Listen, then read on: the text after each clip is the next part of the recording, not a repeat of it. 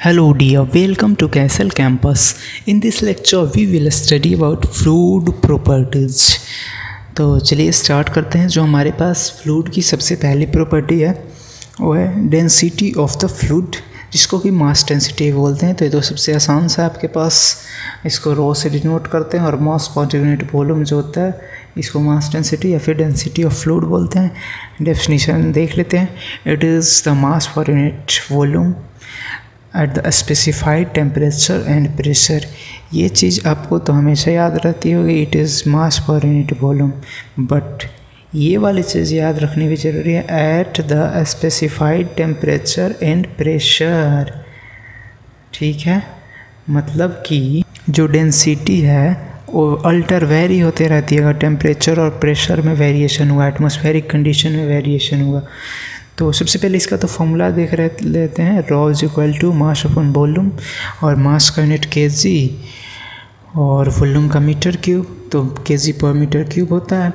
अब नाउ एक प्रेशर का इससे हम निकालें तो pressure is equal to rho वाटी होगा। कैसे हुआ ये तो आपको आना चाहिए, चलिए एक बार मैं बता भी देता हूँ। P V is equal to M R T होता है, जैसा कि आपको पता है। तो P इज इक्वल टू क्या हो जाएगा, M by V R T. तो M बाई वी क्या होगा, रो, तो P is equal to rho R T हो जाएगा, लाइक दैट।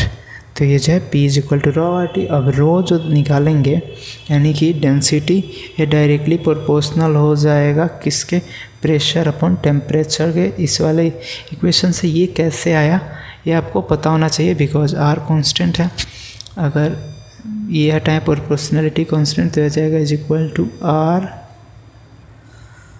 अपॉन में, सॉरी ये हो जाएगा rho is equal to P upon में आर टी। 1/r क्या है, प्रोपोर्शनलिटी कांस्टेंट। ठीक है, नाउ मैं जो ये पॉइंट बोला हुआ था eight specified temperature and pressure, इसको समझते हैं कैसे। जैसे वाटर के लिए हम देखें तो at 1 atmospheric pressure and 4 degree temperature जो वाटर की डेंसिटी होती है सबसे मैक्सिमम होती है। आपने पढ़ा भी होगा, नहीं पढ़ा है तो जान लो ये कितनी होती है। वाटर की डेंसिटी 1000 kg पर मीटर क्यूब। ठीक है, अब एक क्वेश्चन मैं आपसे करता हूँ, अगर एक पीस आइस का लें और एक बकेट वाटर का लें, कोई भी आपसे जनरली पूछेगा किसका इसमें से डेंसिटी ज़्यादा होगा, आइस या वाटर का, तो आप देखोगे अरे यहाँ तो सॉलिड फॉर्म में है, यहाँ लिक्विड फॉर्म में है। तो बोलोगे कि सॉलिड का डेंसिटी ज़्यादा होता है, लिक्विड से बोलोगे आइस का। तो चलो जनरल टर्म्स में मैं एक बार के लिए छोटे क्लासों के लिए मान लेता हूँ करेक्ट है, लेकिन ये आपका आंसर अब इतना पढ़ने के बाद आप दोगे तो ये करेक्ट नहीं है। क्यों? क्योंकि 0 डिग्री सेंटीग्रेड पे क्या होगा, आइस आपका वाटर में चेंज हो जाएगा, उसके बाद ही तो 4 डिग्री अचीव होगा। और 0 डिग्री से 4 डिग्री के बीच में जाने के बीच में जो वाटर की डेंसिटी होती है इंक्रीज होते जाती है। 4 डिग्री सेंटीग्रेड पे जो वाटर हमें मिलता है उसकी डेंसिटी मैक्सिमम होती है, आइस से भी ज़्यादा होती है। और फिर 4 डिग्री सेंटीग्रेड से आगे जाते हैं 100 डिग्री सेंटीग्रेड तक, इसकी डेंसिटी डिक्रीज होते जाती है। और फिर 100 डिग्री सेंटीग्रेड से और ऊपर जाते हैं तो वेपर में चेंज जाता है और डेंसिटी डिक्रीज हो जाती है। तो आशा करता हूँ आपको समझ में होगा। अब आप गलत नहीं करोगे क्वेश्चंस को। 4 डिग्री सेंटीग्रेड पे वाटर की जो डेंसिटी होती है आइस से भी ज़्यादा होती है। नाउ अगर कंडीशंस हम चेंज करें, मतलब 1 एटमॉस्फेरिक टेम्परेचर और 20 डिग्री सेंटीग्रेड टेम्परेचर बढ़ा दिया, प्रेशर सेम रखा, तो जो वाटर की डेंसिटी होगी 998 kg पर मीटर क्यूब हो जाएगा, मतलब 2 kg पर मीटर क्यूब डिक्रीज हो जाएगा। फिर वहीं अगर एटमॉस्फेरिक कंडीशन चेंज करें, यानी कि अब प्रेशर बढ़ा रहे हैं, 100 atm कर देते हैं और टेम्परेचर वहीं रखते हैं 20 डिग्री सेल्सियस, तो वाटर की डेंसिटी होगी जो इंक्रीज कर जाएगी 1003 kg पर मीटर क्यूब हो जाएगी। मतलब या तो प्रेशर के वेरिएशन से वेरी हो रहा है यहाँ पे, या फिर टेम्परेचर के भी वेरिएशन से वेरी हो रहा है डेंसिटी। 20 डिग्री सेंटीग्रेड पे एयर की जो डेंसिटी होती है एट 1 एटमॉस्फेरिक प्रेशर, मतलब नॉर्मल प्रेशर, तो 1.23 kg पर मीटर क्यूब होती है। ठीक है, अब जो नेक्स्ट हमारे पास प्रॉपर्टी है वो है स्पेसिफिक वेट, जिसको कि वेट डेंसिटी बोलते हैं और W से डिनोट करते हैं। ठीक है। तो W इज इक्वल टू हमारे पास क्या हो जाएगा, वेट पर यूनिट वॉल्यूम, क्योंकि ये बोल रखा है वेट डेंसिटी, वो मास डेंसिटी था तो ये वो रेशियो था मास टू द वॉल्यूम, और ये वेट डेंसिटी है तो रेशियो होगा वेट टू द वॉल्यूम। तो इसकी फॉर्मूला हो जाएगी वेट पर यूनिट वॉल्यूम, और इसकी जो यूनिट है तो वेट की यूनिट क्या होती है न्यूटन, और वॉल्यूम की मीटर क्यूब, तो न्यूटन पर मीटर क्यूब हो जाएगी। ठीक है, आशा करता हूँ आपको समझ में आओगा ना। वो अगर समझ में नहीं आए तो वीडियो रिपीट करें।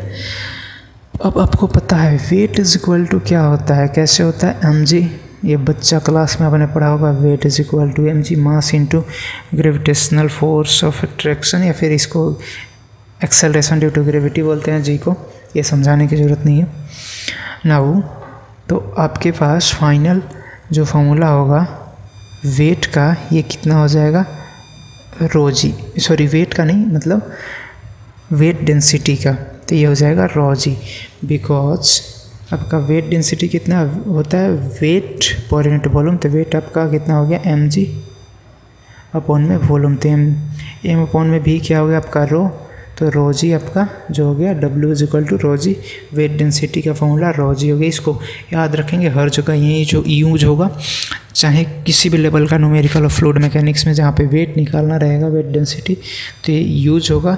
या फिर जनरली वेट डेंसिटी दे रखा होता है तो जी से उसको डिवाइड करके हमें डेंसिटी निकाल के यूज करना होता है। ठीक है, अब एक चीज़ और आप पढ़ लो, 1 किलोग्राम ऑफ फोर्स, मतलब जिसको शॉर्ट में 1 kgf बोलते हैं।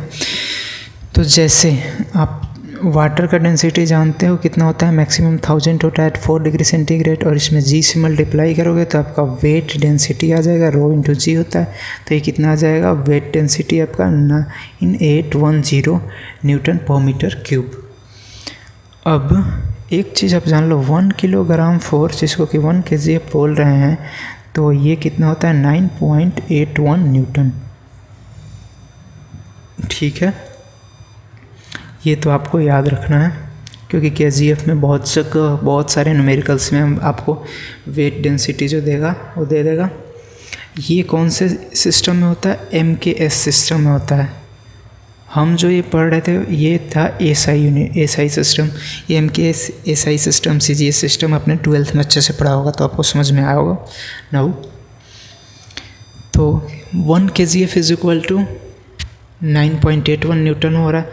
तो अगर इस वाले यानी कि वाटर के वेट डेंसिटी को हम MKS यूनिट में kgf में लिखना चाहें तो कैसे लिखेंगे, तो सेमी वाली इक्वेशन यहाँ पे सबसे पहले उतारो, weight density is equal to 1000 into 9.81 newton पर मीटर क्यूब, और 9.81 न्यूटन पर मीटर क्यूब कितना हो जाएगा 1 kgf, तो यहाँ पे इसको रिप्लेस करके 1 kgf लिख दो। ठीक है, तो अब वेट डेंसिटी आपके पास कितना हो गया, यहाँ पे तो 1 हो गया, तो 1 से 1000 में मल्टीप्लाई होगा, तो weight density is equal to 1000 kgf पर मीटर क्यूब। तो आशा करता हूँ ये आपको समझ में आएगा कैसे कन्वर्जन हुआ। बस आपको एक चीज़ याद रखना है, 1 kgf is equal to 9.81 newton पर न्यूटन होता है।